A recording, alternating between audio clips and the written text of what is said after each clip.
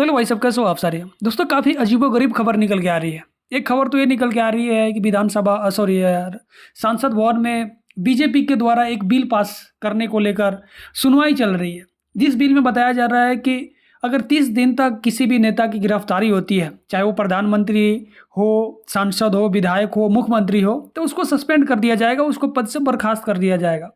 दूसरी खबर ये निकल के आ रही है कि दिल्ली के मुख्यमंत्री रेखा गुप्ता पे हमला हो गया है, थप्पड़ वाला हमला हो गया है, जो काफ़ी निंदनीय है। तो चलो शुरू से ही शुरू करते हैं। दोस्तों क्या है कि बीजेपी के द्वारा एक बिल लेकर आई गई है, जिस बिल में ये कहा गया है कि कोई भी नेता, मुख्यमंत्री हो, प्रधानमंत्री हो, होम मिनिस्टर हो, विधायक हो, सांसद हो, कोई भी नेता हो, जिस पर किसी भी तरह का गुनाह का मतलब कि मुकदमा चल रहा है या उस पर आरोप है और उस आरोप में उसको 30 दिन तक जेल के अंदर बंद करके रख दिया जाता है, तो उस पर ऑटोमेटिक सस्पेंड कर दिया जाएगा। समझ रहे हो ना। तो इसमें एक चीज़ है कि चलो ठीक है, आप जो बिल लेकर आए हो वो ठीक है, लेकिन हमारा संविधान का एक मौलिक जो चीज़ बताता है कि you are innocent until proven guilty. मतलब कि क्या, जो आप पे मुकदमा चल रहा है, जो आप पे आरोप है, आप तब तक गिल्टी या दोषी नहीं पाए जाओगे जब तक आप पे जो मुकदमा चल रहा है वो साबित ना हो जाए, कोर्ट के द्वारा आदेश नहीं आ जाए कि हाँ एक्चुअली में आप दोषी हो। लेकिन इस बिल में ये कहा गया है कि भले ही आप पे कोई दोष साबित नहीं होता है, लेकिन फिर भी अगर आपको 30 दिन तक जेल के अंदर रखा जाता है तो आप पे एक कानून लागू होगा और कानून के तहत आप अपने सीट को छोड़ दोगे, मुख्यमंत्री इस्तीफा दे दोगे, मुख्यमंत्री सस्पेंड हो जाओगे। समझ रहे हो ना। तो इनकेस अगर मान लो कि जो भी ईडी, सीबीआई, इनकम टैक्स, जो भी इस तरह का विभाग है बीजेपी के अंतर्गत है, यानी कि सरकार के अंतर्गत ही है। और आप लोग आमतौर पे देखते ही होंगे कि अभी क्या हुआ कि झारखंड के सीएम सुरेंद्र साहब को क्या हुआ, बीजेपी के द्वारा यानी कि जांच एजेंसी के द्वारा उनको जेल में बंद कर दिया गया, जेल में रखा गया। लेकिन आदेश क्या आया, जजमेंट क्या आया कि आप इनोसेंट है, आप दोषी नहीं है। तो इस लिहाज से क्या होता है कि अगर कोई भी सीएम अंदर जाता है और बीजेपी के जो ये जांच एजेंसियां है 30 दिन तक किसी ना किसी माध्यम से अंदर ही उसको रखी रहती है, जो सीएम है या जो भी विधायक या सांसद है, और उसके बाद बीजेपी के द्वारा ये बोला जाता है कि भाई आप सस्पेंड हो। क्या मालूम चलता है, जबकि हमारा संविधान ये देता है अपने को कि आप दोषी भी नहीं कहे जाओगे जब तक कि कोर्ट के द्वारा ये आदेश नहीं आ जाता कि आप दोषी हो, आप गिल्टी हो। लेकिन इस सरकार के द्वारा एक कैसा मतलब बिल लेकर आया जा रहा है। अब बोलोगे कि हाँ चलो यार ये प्रधानमंत्री पर भी लागू होगा ना, होम मिनिस्टर पर भी लागू होगा ना। तो भाई मेरे को आप बताओ कि जो जांच एजेंसियां ईडी, सीबीआई, इनकम टैक्स, ये सरकार के अंतर्गत काम करती है, प्रधानमंत्री के अंतर्गत काम करती है, तो क्या आपको लगता है कि प्रधानमंत्री को अरेस्ट करेगी, प्रधानमंत्री को 30 दिन तक गिरफ्तार करेगी, होम मिनिस्टर पे इस तरह से कोई कार्रवाई करेगी? नहीं ना। और दूसरी बात है कि चलो ये बिल लेकर जो आए हुए हैं बीजेपी के द्वारा, तो उनके होम मिनिस्टर अमित शाह जो गुजरात के होम मिनिस्टर थे, तो उनको भी तो गिरफ्तार किया गया। तो उनका भी एक मोरल रिस्पॉन्सिबिलिटी बनता है ना, जिम्मेवारी बनता है ना कि अपने पद से इस्तीफा दे दे, क्योंकि ये गिरफ्तार हो गए हैं, नहीं दिए ना। तो उस समय कहाँ चला गया था इस होम मिनिस्टर की ये जो भी मोरल रिस्पॉन्सिबिलिटी या इस तरह की जो भी मानसिकता थी? मेरा सवाल है। बाकी जो ठीक है, पास होगा नहीं पास होगा वो नेताओं के हाथ में है, संसद के हाथ में है, समझ रहे हो ना। लेकिन एज अ मतलब कि एक आम नागरिक के ओर से इस चीज़ के बारे में आप क्या सोच सकते हो, मैं क्या सोच सकता हूँ, इसके बारे में हम लोग बात कर रहे हैं।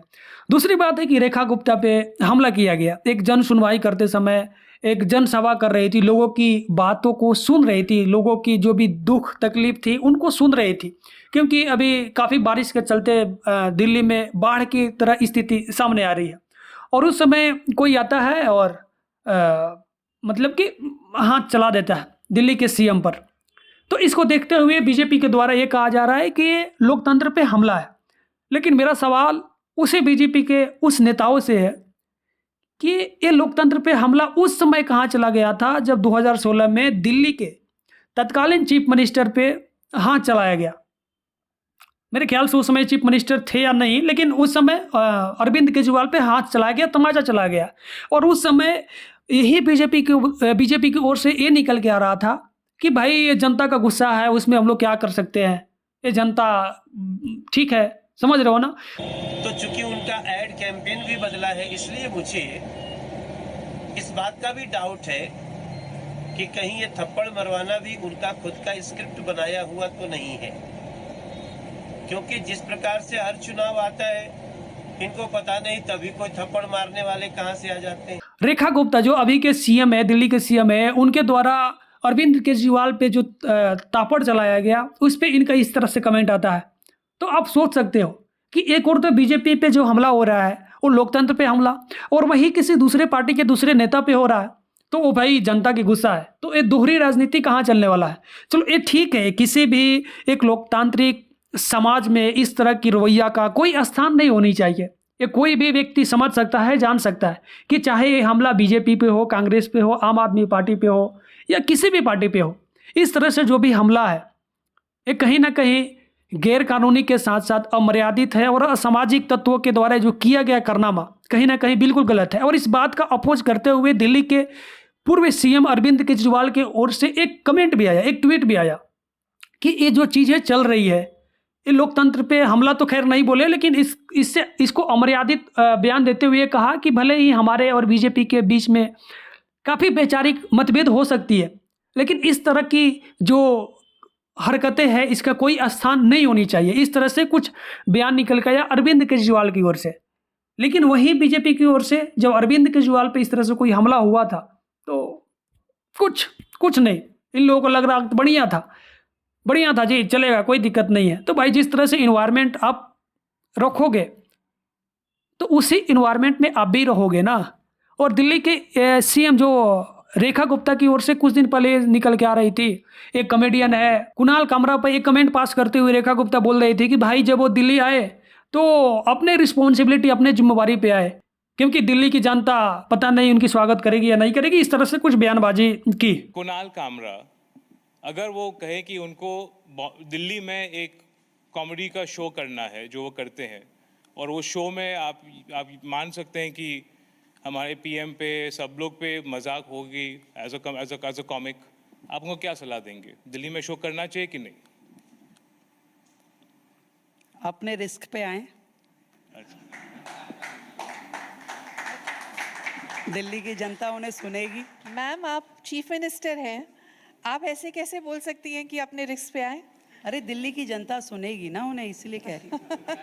दिल्ली की जनता सुनेगी तो वो तो उनको अच्छा बोलना पड़ेगा। आपके भरोसे पे आएंगे वो, अगर आएंगे तो। हाँ ये ठीक बात है कि आप आइए, मैं आपका स्वागत करती हूँ। ये बात थी दिल्ली के उस समय और इस समय की चीफ मिनिस्टर की, कि अगर कोई भी उनके स्टेट में आ रहा है, उनके दिल्ली में आ रहा है, तो अपनी रिस्पॉन्सिबिलिटी और अपनी जिम्मेवारी के साथ में आए।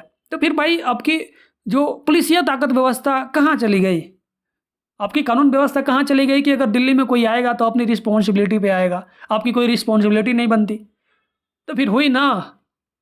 तो ज़्यादा समय मैं यही कहूँगा कि जो भी चीज़ें हैं बिल्कुल गलत है, असंवैधानिक है, अलोकतांत्रिक है, असामाजिक तत्वों के द्वारा असामाजिक कायराना जो हरकतें की गई है, ये बिल्कुल जांच का विषय है और इसमें जांच होनी चाहिए, और जांच के बाद जो भी चीज़ें सामने आए इस पर कड़ी से कड़ी सजा और कार्रवाई होनी चाहिए। बाकी दोस्तों आपका इस सारी चीज़ों पे क्या राय है हमें कमेंट बॉक्स में ज़रूर बताएं। अगर चैनल सब्सक्राइब नहीं किए होंगे तो चैनल सब्सक्राइब कर लेना, लाल कलर का सब्सक्राइब बटन होगा। बाकी मिलेंगे किसी नेक्स्ट वीडियो में, तब तक के लिए थैंक यू, जय हिंद।